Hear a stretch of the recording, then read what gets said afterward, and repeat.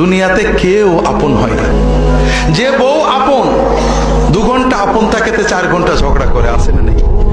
যে ছেলে আপন সে 2 ঘন্টা কথা শুনে তো 4 ঘন্টা কথা শুনে না, ঠিক না বেঠি?